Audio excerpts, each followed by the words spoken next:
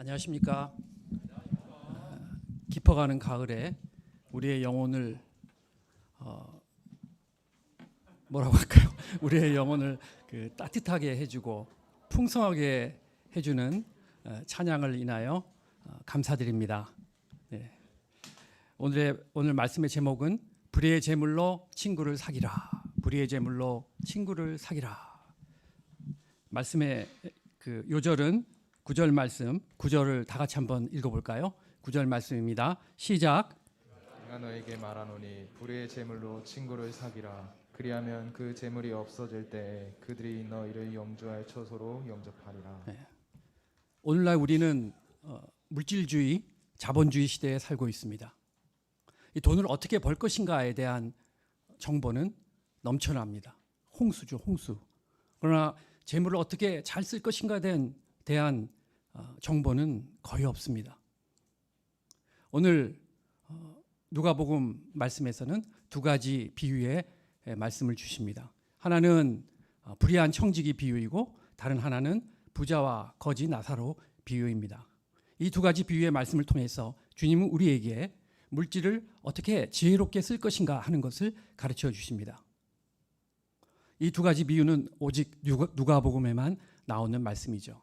오늘 말씀을 통해서 우리는 바람직한 성서적인 물질관을 배우고 참된 가치관을 배울 수 있습니다. 오늘 말씀을 통해서 물질 사용을 지혜롭게 잘하는 그러한 믿음의 종들, 청지기들이 다 될 수 있기를 기도합니다. 제1장 불의한 청지기 비유 1절을 보십시오. 1절 말씀을 저와 여러분이 한 목소리로 읽겠습니다. 1절 말씀입니다. 시작. 제자들에게 이르시되 어떤 부자에게 청지기가 있는데 그가 주인의 소유를 낭비한다는 말이 그 주인에게 들린지라. 제자들에게 이르시되, 주님은 제자들에게 불의한 청지기 비유의 말씀을 주십니다. 무릇 청지기는 무엇입니까? 청지기는 주인의 재물을 맡아서 관리하는 자입니다. 집안의 모든 재반 사물을 다 맡아서 관리하는 자입니다. 무릇 청지기라 함은 주인의 재물을 잘 맡아서 잘 관리하고 불려서 주인에게 많은 유익을 드려야 마땅합니다. 그러나 본문의 청지기는 주인의 재산을 불리기는커녕 오히려 낭비하고 막대한 손해를 끼쳤습니다. 시간이 갈수록 재물 낭비는 심해졌고 급기야는 주인의 귀에 그 청지기가 재물을 낭비한다는 그런 말이 들려왔습니다. 2절 보십시오. 내가 보던 일을 세마라. 주인은 더 이상 이 불의한 청지기에게 재산 관리를 맡길 수 없다고 판단하고 그에게 해고 통지를 했습니다. 3, 4절 보십시오. 3, 4절 보십시오. 졸지에 직장을 잃게 된 청지기는 앞으로 어떻게 먹고 살 것인가 고민을 거듭했습니다. 불의하게 청지기 직분을 불의하게 행했기 때문에 다시는 자기를 청지기로 써줄 수 있는 그런 주인은 없습니다. 또한 미래를 대비해서 모아둔 재물도 없습니다. 농사를 짓자니 땅을 파자니 힘이 없고요. 빌어먹자니 얼굴이 낯짝이 두껍지도 않았습니다. 어떻게 할 것인가 고민하다가 한 가지 묘안이 떠올랐습니다. 그것은 뭔가? 그것은 주인에게 빚진 자들을 불러서 그들의 빚을 탕감해 주는 것입니다. 그러면 나중에 그가 실직되었을 때 그들에게 도움을 받을 수 있을 것이다. 이렇게 생각한 것이죠. 5절에서 7절 보십시오. 그는 주인 몰래 빚진 자들을 불러서 차용 증서를 다시 고쳐 썼습니다. 기름 100마를 50말로 밀 100석을 80석으로 고쳐 썼습니다. 기름 100마를 50말로 50%를 탕감해 준 거죠. 기름 50말은 현시가로 계산해 보면요 500만 원에 해당되는 금액입니다. 밀 100석의 20석은 20%는 20석, 40가마니로서 현시가로 880만 원에 해당되는 적지 않은 금액입니다. 그는 이렇게 빚을 탕감해 준 것입니다. 하지만 그가 주인의 재물을 갈취해서 빼서 자기 것으로 삼지 않았기 때문에 감옥에 갈 일은 없습니다. 왜냐하면 그 당시 주인은 청지기에게 일부 그 빚을 탕감해 줄 수 있는 재량권을 맡겼기 때문입니다. 그는 이제 그 주인에게 빚진 자들에게 다시 그 빚을 탕감해 주는 그런 계약서를 씀으로써 나중에 자기가 쫓겨났을 때 그들은 자신 때문에 빚진 자들은 자기 때문에 청지기 직분에서 쫓겨난 것으로 알고 이제는 발벗고 그를 도와주게 될 것입니다. 불의한 청지기는 자신에게 주어진 그 시간과 기회를 이용해서 실직 이후의 삶을 대비한 것이죠. 8절 보십시오. 주인이 이 옳지 않은 청지기가 이를 지혜롭게 하였으므로 칭찬하였으니 이 세대의 아들들이 자기 시대에 있어서 빛의 아들들보다 더 지혜로움이니라. 8절 말씀을 다 같이 한번 읽어볼까요? 8절 말씀입니다. 시작. 주인이 옳지 않은 청지기가 이를 지혜롭게 하였으므로 칭찬하였으니 이 세대의 아들들이 자기 시대에 있어서는 빛의 아들들보다 더 지혜로움이니라. 청지기의 이러한 행위는 다시 주인의 귀에 들어갔습니다. 주인이 불같이 화를 낼 줄 알았는데 오히려 주인이 그를 칭찬하는 것이었습니다. 이해가 되십니까? 그렇다면 주인을 속이는 청지기가 되란 말인가? 앞뒤가 맞지 않죠. 주인은 그의 부정한 행위를 칭찬한 것이 아니고 자신의 미래를 지혜롭게 대비한 그 지혜를 칭찬한 것입니다. 이 세대의 아들들, 즉 세상 사람들은 빛의 아들들, 하나님의 자녀들보다 더 지혜롭게 자신의 미래를 대비합니다. 세상 사람들은 자신의 미래를 철저하게 주도 면밀하게 대비합니다. 결코 시간 낭비하지 않죠. 어려서부터 대입을 목표로 열심히 공부합니다.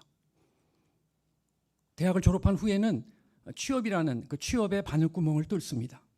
그리고 세상 가치관을 따라 이제 재산을 불리기 위해서 종잣돈을 마련해서 그것을 가지고 주식이나 또 부동산에 투자하기를 아까워하지 않죠.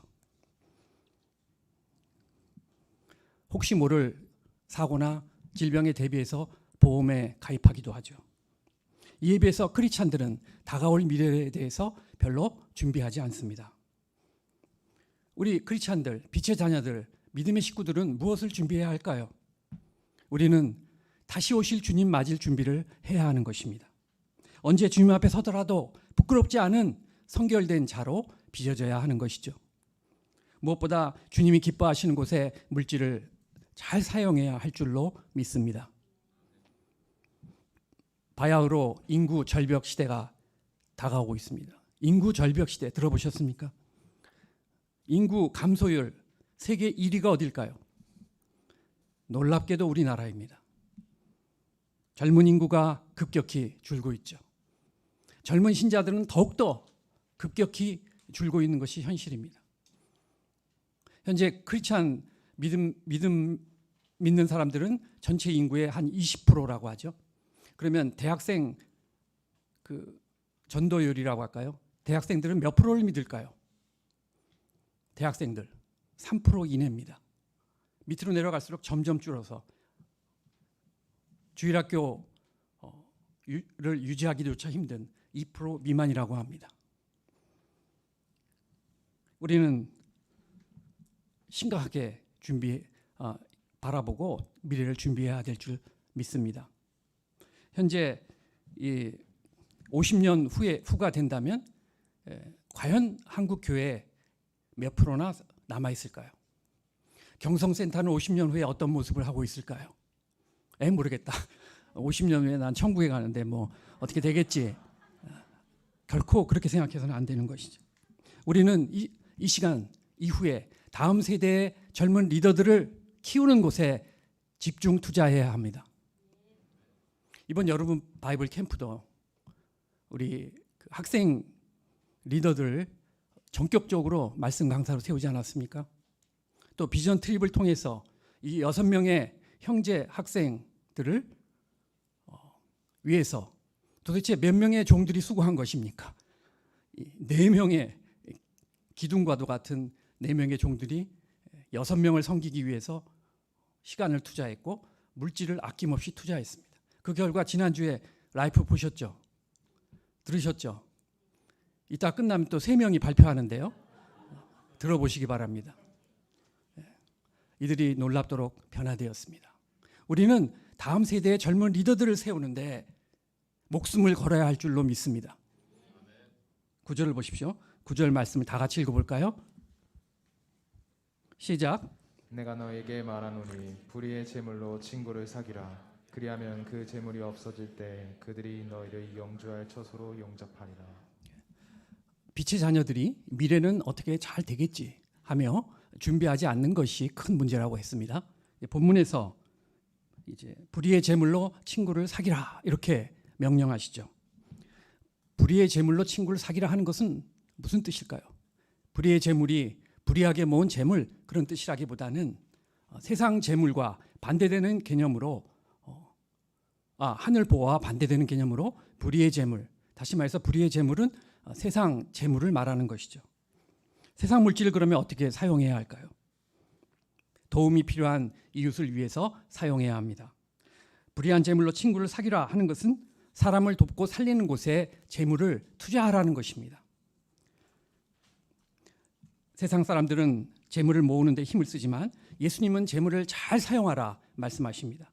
돈을 어떻게 쓰는가 하는 것을 보면 그 사람이 어떤 사람인가 하는 것을 잘 알 수 있죠. 세상 사람들은 돈을 벌면 뭐 합니까? 집 사고 차 사고 여행 가고 먹고 마시고 즐기는데 다 쓰죠. 그러니까 이 땅에 사는 동안 자기만을 위해서 재물을 사용한 사람은 하늘에 쌓아놓은 보화가 없기 때문에 사후에 하나님께로부터 받을 상급은 없습니다. 세상 재물로 사람을 돕고 살리는 데 사용하면 재물이 없어질 때, 즉 사후에 그들이 우리를 영주할 처소로 안내합니다. 하늘의 보물을 쌓는 것이죠. 내가 갖고 있는 모든 것 원래부터 내 것이 아니고 하나님의 것입니다. 하나님이 사는 날 동안 일정 부분 나에게 맡긴 것이죠. 우리는 빈손으로 왔다가 빈손으로 가는 존재인 것입니다. 우리가 사는 날 동안 어려운 사람들을 남이 모르게, 오른손이 하는 것을 왼손이 모르게 도와주면 그 사람은 너무나 고마워할 것이고 그의 고마워하는 그 마음을 하나님이 보고 기뻐하실 것이고 하나님은 우리를 칭찬하시며 우리에게 복을 내려주실 것입니다. 그럼 우리가 인색한 삶을 살면 하나님의 백성이 참 인색하다라는 소리를 듣게 될 것이고 하나님의 영광은 땅에 떨어지게 될 것입니다. 하나님은 우리를 통해서 하늘에 계신 아버지 하나님이 영광 받으시길 원하십니다. 시간과 물질과 진심을 들여서 다른 사람을 섬기고 사랑하는 것, 그것이 바로 하나님의 뜻입니다. 불의의 재물로 친구를 사귀는 것이 가장 지혜로운 삶입니다. 아멘 소리가 적어서 다시 하겠습니다. 불의의 재물로 친구를 사귀는 것이 가장 지혜로운 삶인 줄 믿습니다. 10절 보십시오. 지극히 작은 것에 충성된 자는 큰 것에도 충성되고 지극히 작은 것에 불의한 자는 큰 것에도 불의하니라. 하나님이 우리에게 맡겨주신 작은 것이 무엇일까요? 하나님이 우리에게 맡기신 작은 것, 하나님은 우리에게 한 영혼을 맡겨주셨습니다. 이를 위해서 우리에게 한 팀의 1대1을 하도록 하십니다. 이는 지극히 작은 일처럼 보이지만 하나님은 작다 하지 않으시고 이를 귀하게 받으시고 사용하십니다. 또한 학생들은 학과 공부, 평신도들은 직장 일 등등 작아 보이지만 이는 작은 일이 아니죠. 많은 사람들이 지금 맡은 것은 시시해서 못하겠다. 나중에 하나님이 큰 일을 맡기시면 그때 한번 잘해보겠다라고 말하는 사람이 있겠지만 그럴 일은 없습니다. 큰 일을 맡아도 잘 감당하지 못하죠. 왜냐하면 작은 일이든 큰 일이든 그 일을 감당하는 데 필요한 자세는 무엇이에요? 충성, 충성이기 때문입니다. 작은 일을 통해서 충성을 배운 사람이 큰 일을 맡아도 충성스럽게 감당하게 될 것입니다. 충성된 사람은 누가 알든 모르든 하나님 앞에서 자기가 맡은 일을 신실하게 감당합니다. 성경에서 충성된 사람의 좋은 예로 누구를 들 수 있을까요? 네, 그렇습니다. 요셉은 아버지 집에서 심부름할 때나 또 애굽의 보디발 집에서 노예 생활할 때나 감옥 생활할 때나 총리 생활할 때나 언제나 그는 충성되게 감당했습니다. 아버지 심부름을 하는 작은 일에서도 충성했지만 애굽의 총리 직분을 감당할 때에도 변함없이 충성되게 감당했습니다.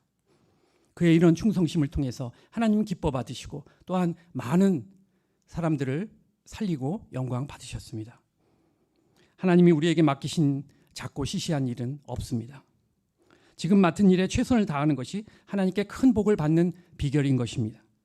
한 팀의 1:1, 학과 공부, 직장일 등등 하루하루 최선을 다하는 삶을 사노라면 하나님이 우리에게 최고로 좋은 것을 주실 것을 믿습니다. 특히 한 사람을 돕는 작은 일에서부터 충성심을 배울 수 있기를 기도합니다. 11, 12절 보십시오. 신실함의 이제 구체적인 예로 돈, 물질 사용을 듭니다. 우리가 사용하고 있는 이 물질은 누구 것이라고요? 네, 내 것이 아니고 남의 것, 하나님의 것이죠. 그러면 내가 이 땅에 사는 동안 나의 물질은 하나님이 나에게 잠깐 맡기신 것입니다. 그런데 사람들은 이 소유한 나의 재물이 마치 내 것으로만 생각하고 자기를 위해서 함부로 사용합니다. 낭비합니다. 이것은 작은 일에 불이한 것이죠. 이 세상에서 내가 소유하고 있는 물질, 자녀, 건강, 시간, 이 모든 것은 내 것이 아니고 하나님이 나에게 주신 것입니다. 내가 사는 날 동안 잘 사용하도록 하나님이 나에게 맡기신 것이죠. 이 세상을 떠나갈 때 뭐 하나 가지고 갈 수 있는 것이 있습니까? 그렇다면 뭐가 내 거예요? 뭐가 내 거죠? 없어요? 네, 이 땅에서는 없습니다. 천국에서 하나님이 나에게 주시는 것, 이것만이 내 것이고 이것만이 영원하고 이것만이 참된 가치가 있는 것입니다. 그러면 이 땅에서 아무것도 그럼 소유할 필요 없이 그냥 막 살면 되겠네요? 그렇지 않죠. 우리는 청지기로서 하나님이 나에게 주신 것, 그것을 잘 관리하고 경영하고 올바른 데 잘 사용해야 할 것입니다. 13절을 보십시오. 13절 말씀을 다 같이 읽어보겠습니다. 시작. 지파인이 두 주인을 섬길 수 없나니 보기를 미워하고 저를 사랑하거나 보기를 중히 여기고 저를 경히 여길 것임이니라.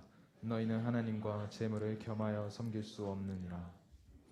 예수님은 집 하인이 두 주인을 섬길 수 없다고 하십니다. 두 주인은 누굴까요? 하나는 하나님, 하나는 재물. 어떤 사람이 그렇게 말합니다. 나는 하나님도 잘 섬기고 또 재물도 잘 똑같이 아주 50%씩 이렇게 잘 사랑하고 잘할 수 있다. 자신 있어요. 이게 가능합니까? 불가능합니다.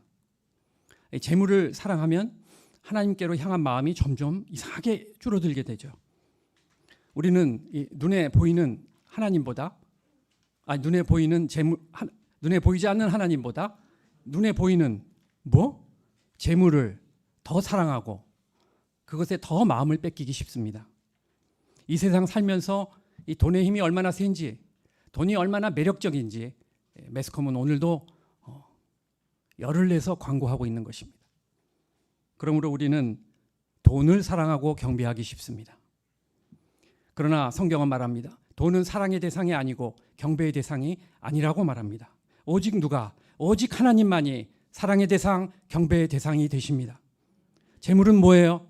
재물은 수단입니다. 재물은 결코 목적이 될 수 없죠. 재물에 대한 욕심을 버리고 하나님 한 분만을 뜨겁게 사랑해야 합니다. 하나님 주신 물질을 잘 관리해서 필요한 자들에게 사용하고 또 가난한 이웃들에게 나누어주는 청지기가 될 수 있기를 기도합니다. 14절, 15절 보십시오.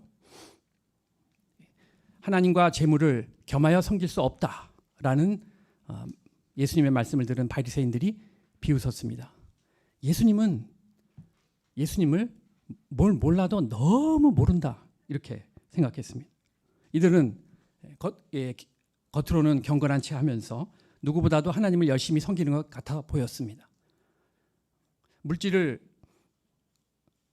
속으로는 돈을 그렇게 사랑하면서도 겉으로는 돈을 사랑하지 않는 것처럼 무시하는 것처럼 말했습니다.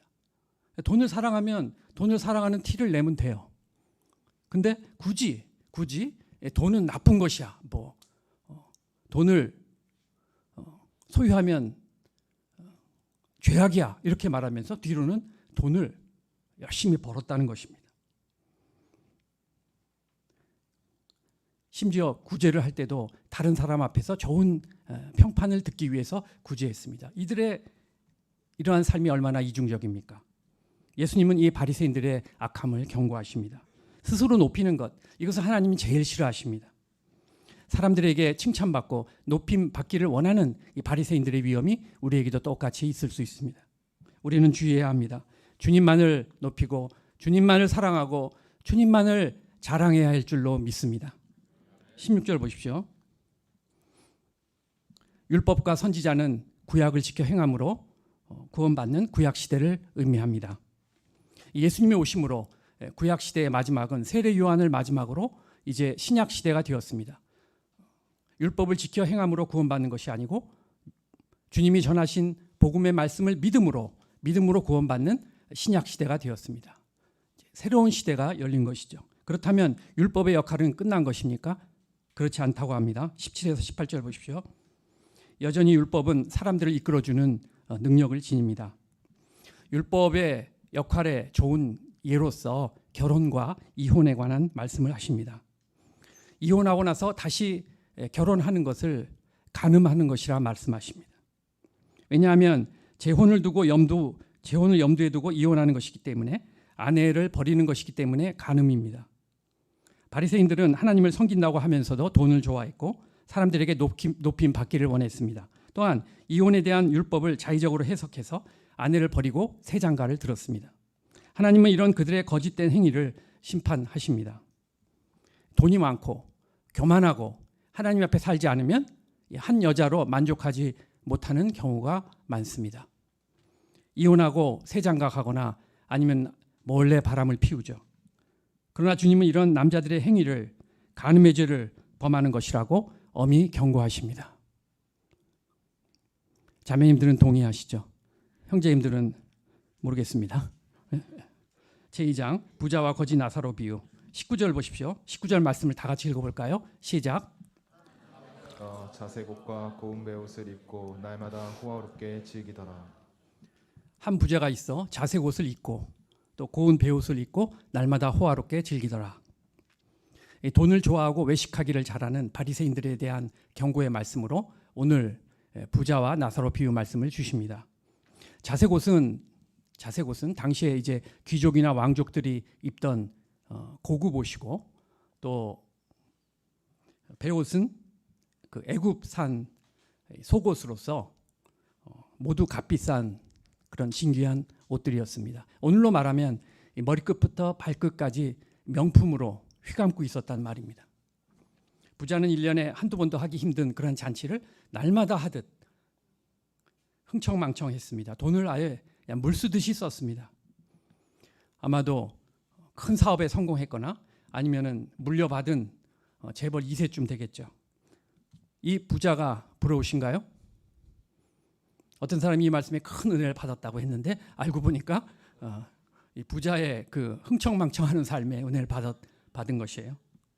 한 주일학교 교사가 아이들에게 질문해, 이 부자와 나사로 비유를 말씀 가르쳐주고 물었습니다. 너희는 이 둘 중에 누가 더 어떤 삶을 살길 원하니? 그러니까 그 중에서 아주 똑똑해 보이는 한 남학생이 손을 들고 말했습니다. 선생님, 저는 살아서는 부자같이 되고 싶고요, 죽어서는 나사로같이 되고 싶어요. 우리 마음을 그대로 대변하고 있죠. 마귀는 속입니다. 마귀는 우리가 조금만 더 소유하면 행복해질 것이라고 속삭입니다. 집만 가지면 행복해질 것이다. 조금만 더 재산이 많아지면 행복할 것이다. 이렇게 속삭입니다. 평생 옆에 사람과 비교의식에 사로잡혀 살게 하죠. 그러나 행복은 소유에 있지 않습니다. 본문을 다시 보십시오. 이 부자의 집 앞에는 누가 있었습니까? 나사로라 이름하는 거지가 있었습니다. 가족도 없이 노숙하고 있었고, 또 병이 깊이 들었고 외로웠고, 온몸은 고름, 상처, 투성이 거지 나사로였습니다. 혐오감을 주었기 때문에 사람들은 그를 애써 멀리하였고 그와 가까이 하는 친구들은 개들뿐이었습니다. 극도로 가난하고 외롭고 도움이 필요한 이 나사로를 도와주는 사람은 아무도 없었고 그에게는 정말 하나님의 도우심이 필요했습니다. 나사로라는 그 말의 뜻은 하나님의 도우심이라는 뜻입니다. 그런데 하나님의 도우심이 간절히 필요했고 사람들의 도움이 간절히 필요했건만 아무도 그를 도와주는 사람은 없었습니다. 하나님은 이 부자를 통해서 그 나사로가 부잣집 앞에 있게 한 것은 부자를 통해서 도움이 나사로에게 흘러가기를 원했던 것이죠. 이것이 하나님의 마음이었습니다. 그러나 부자는 이 하나님의 마음을 헤아리지 못했고 거지 나사로를 불쌍히 여기지도 않았습니다. 그의 관심은 온통 자기에게만 있었습니다. 자기에게는 재물을 아주 물 쓰듯이 썼습니다. 그러나 거지 나사로에게는 부스러기 은혜조차 나눠주지 않았던 것이죠. 22절 보십시오. 결국 나사로는 죽었습니다. 무엇으로 죽었을까요? 잘 먹지 못해서 영양실조로 죽지 않았을까? 부자도 얼마 지나지 않아서 이 땅에서의 삶을 마감했습니다. 부자는 무엇으로 죽었을까요? 너무 잘 먹어서 성인병으로. 그러나 죽는 순간 거지와 부자 거지 나사로와 부자의 운명은 죽는 순간 어떻게 해요? 180도 바뀌었습니다. 거지 나사로는 죽는 순간 천사들의 품에 안겨 아브라함께로 인도되어 아브라함의 품에 즉 낙원에 들어가게 되었습니다. 질병도 슬픔도 외로움도 괴로움도 없는 그곳에서 영원한 안식을 영원한 평강을 천국에서 누리게 되었습니다. 23, 24절 보십시오. 부자가 죽었을 때 장례식은 화려했겠습니다. 그러나 그의 이 땅에서의 마지막 삶은 장례식을 기점으로 끝이 났습니다. 세상을 떠나는 순간 그는 어디에 떨어졌죠? 음부에 떨어졌습니다. 그곳에서 불과 유황으로 타는 그 못에서 영원히 꺼지지 않는 불꽃 속에서 괴로워하고 고통했습니다. 얼마나 힘들고 고통스러웠는지 자기의 목에 물을 적셔줄 물 한 방울을 누가 주기만을 간절히 바랬던 것이죠. 손가락 끝에서 떨어지는 한 방울의 물의 은총만을 간구하는 그런 처지가 되었던 것입니다. 지옥이 얼마나 고통스러운 것인가 하는 것을 말해주고요. 지옥은 반드시 있음을 말해줍니다. 여기서 은혜를 받아야 돼요. 부자로 살았던 것에 은혜를 받으면 안 되고 지옥은 반드시 있다. 이것에 은혜를 받아야 돼요. 25, 26절 보십시오. 부자의 간구를 들은 아브라함은 그의 간구를 들어줄 수 없다고 이런지하에 거절했죠. 부자이기 때문에 지옥에 가고 그러면 가난하면 천국에 가고 그런 것입니까? 그렇지 않죠. 부자는 적극적으로 악을 행하지는 않았습니다. 오히려 자기 친구들에게는 호의를 베풀었을 것 같아요. 그런데 이제 문제는 자기 집 앞에 있는 나사로를 모른 채 했다는 것입니다. 자기 집 앞에 거지 나사로가 있다는 것은 하나님이 나에게서 그에게 도움을 주기를 바란다라고 이렇게 영접을 했어야 되는데 아예 그의 흉악한 몰골이 보기 싫어서 아예 그냥 모른 채 해버린 것입니다. 하나님이 그를 통해서 나사로에게 구원을 베풀어 주라, 축복을 나눠주라, 축복의 통로가 되라 하고 그 나사로를 그 앞에 두었건만 그는 자기가 직접 대하기 싫으면 종들을 통해서라도 먹을 것을 갖다 주라고 말을 했었어야 했습니다. 그러나 그렇게 하지 않았죠. 무엇이 이 사람을 이토록 무자비하고 무정하고 이기적인 사람이 되게 하였을까요? 그가 소유한 물질이 그가 소유한 재산이 욕심을 불렀고 사치와 허영을 불렀고 그로 하여금 인색한 자, 자기중심적인 자가 되게 했던 것입니다. 부자와 나와는 전혀 관계가 없다. 왜냐하면 나는 부자가 아니기 때문에 이렇게 하고 말씀을 받지 않을 수는 없는 것이죠. 왜? 지금 나 한 사람 먹고 살기 힘든데 어떻게 내가 남을 도울 것인가? 이렇게 핑계할 수 있습니다. 부자가 된 후에나 다른 사람을 도와줄 수 있겠다. 타인을 돕는 삶을 애써 외면하기 쉽습니다. 그러나 성경은 뭐라고 말합니까? 주의 제자는 돈에 인색한 사람이 되어서는 안 된다는 것입니다. 자신이 부자이건 가난하건 자신의 물질을 하나님께 드리고 이웃과 나누는 삶을 살라는 것입니다. 사실 그 세계 평균으로 보면요, 우리 모두는 상위 몇 프로인지는 모르지만 하여간 굉장히 잘 사는 곳에 속합니다. 우리 가운데 굶는 사람은 없지 않습니까? 일부러 먹지 않을 수는 있겠지만 굶는 사람은 결코 없죠. 누구나 남을 도울 수 있는 형편이 된다는 말입니다. 자신의 처지와 형편과 상관없이 이웃을 돕고 섬기는 사람, 하나님은 이런 사람의 미래를 축복하십니다. 이런 사람의 자손들을 책임져 주십니다. 부자의 죄는 돈이 많은 것이 아니고 돈을 움켜쥐고 돈의 노예가 되었다는 것입니다. 우리 이웃 캠퍼스에는 마치 거지 나사로와 같이 영적으로 가난하고 병들고 헐벗은 영혼들이 많이 있습니다.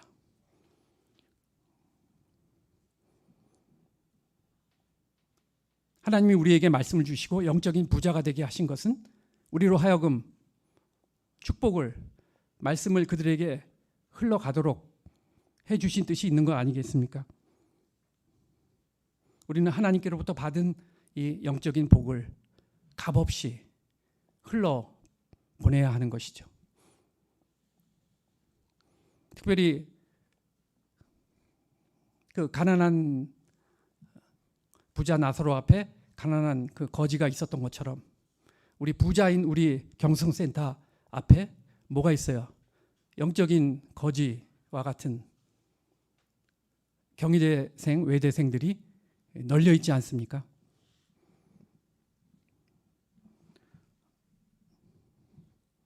하나님께서 받은 이 영적인 복을 값없이 그들에게 흘려 보낼 수 있는 우리가 될 수 있길 기도합니다. 27, 28절 보십시오. 부자는 물 한 방울조차 얻어먹을 수 없는 것을 알고 이제는 포기했습니다. 그러자 그때 정신이 번쩍 들었어요. 그때서 비로 생각난 게 자기 5 동생들 생각이 났습니다.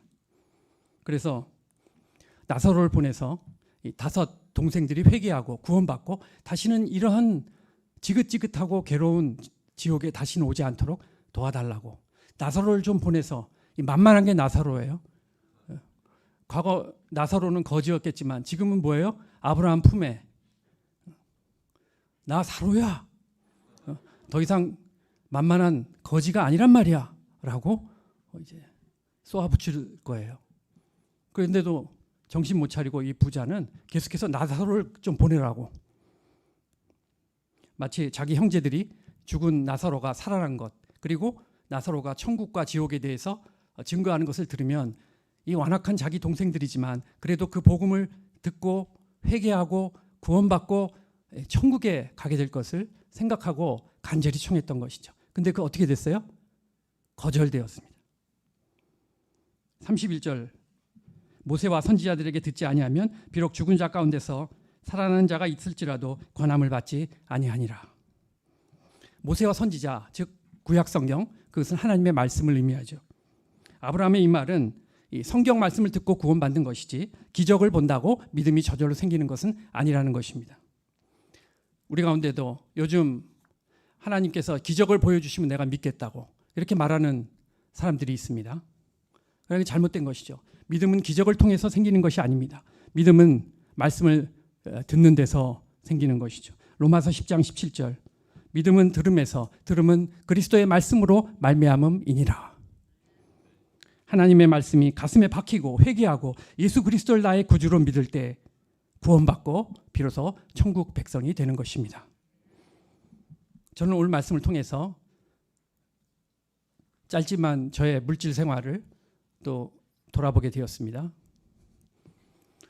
언젠가 걸릴 줄 알았어요. 딱 걸렸습니다. 전문의가 되면서 이제 물질 많이 벌게 되면서 욕심이 생겼습니다. 그래서 이제 물질을 모으고자 힘써 모았어요. 근데 의료 사고가 뜻밖의 터져서 그것을 물어주느라고 그동안 모아둔 돈이 그대로 그 의료 사고를 메꾸는 곳에 쓰이고 남은 게 없더라고요. 어떻게 그렇게 정확한지. 은행 잔고와 그 물어주는 그 보상료가 똑같아요. 지금은 이제 그때는 보험도 없었습니다. 그리고 하나님께서 저에게 그 선교 사명을 허락하셨습니다. 어머니에게 물려받은 집이 하나 있었는데 그것을 팔고 이제 선교 자금으로 이제 떠났습니다. 하나님의 사역을 감당하다가 이제 이곳에 다시 와서 평신도의 삶을 출발하고자 볼 때 이제 무일푼이 되었습니다. 그런데 하나님께서 희한하게 저에게 물질을 축복하시는 거예요. 저는 생각했습니다. 왜 이렇게 축복하시는가? 그때 제가 부어드렸던, 다 팔아 부어드렸던 그것이 마치 마중물처럼 펌프물에 붓는 그 마중물 있잖아요. 그걸 콸콸 쏟아져 나오는 그런 축복을 저에게 주심을 깨닫고 두렵고 떨리는 마음이 들었습니다. 이 물질을 유익하게 쓰고자 나름 애썼지만 오늘 말씀의 기초에서 생각해 볼 때 마치 이 주님 주신 이 물질이 축복이 나의 것인 양 생각했던 것 같아요. 주인 행세를 했던 것 같아요. 그러나 오늘 말씀을 통해서 볼 때 이 모든 것이 나의 물질, 생명, 시간 모든 것이 하나님의 것이고 또한 나는 청지기임을 배우게 되었습니다. 앞으로 사람을 살리는 일에 물질을 잘 사용할 수 있기를 기도합니다.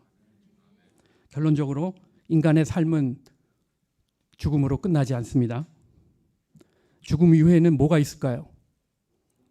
죽음 이후에는 하나님의 심판이 있습니다. 이 땅에서 어떤 삶을 살았는가 하는 것에 따라 죽음 이후의 삶이 결정됩니다. 세상 재물의 노예가 되지 않고 세상 재물로 사람을 돕고 살린 사람은 죽음 이후에 하나님의 상급을 받습니다. 불의한 재물로 친구를 사귐으로 죽음 이후의 삶을 대비하는 지혜로운 청지기들이 다 될 수 있기를 기도합니다. 요절 말씀은 다 같이 읽고 기도하고 마치겠습니다. 9절 말씀입니다. 시작. 내가 너에게 말하노니 불의의 재물로 친구를 사귀라. 그래야면 그 재물이 없어질 때 영주할 처소로 영접하리라. 사랑해 주님 감사합니다. 불의의 재물로 친구를 사귀라 말씀해 주시니 감사합니다. 저희 하나도 내 것이 없음을 깨닫습니다. 주님께서 저에게 물질과 또 재능과 시간과 건강과 이 모든 것을 맡기고 잘 사용하는 청지기가 되기를 원하심을 배웁니다. 이 지혜로운 청지기가 되어서 하나님께 영광 돌리는 삶을 살고 미래를 대비하는 지혜로운 종들이 될 수 있기를 기도합니다. 예수 이름으로 기도했습니다. 아멘.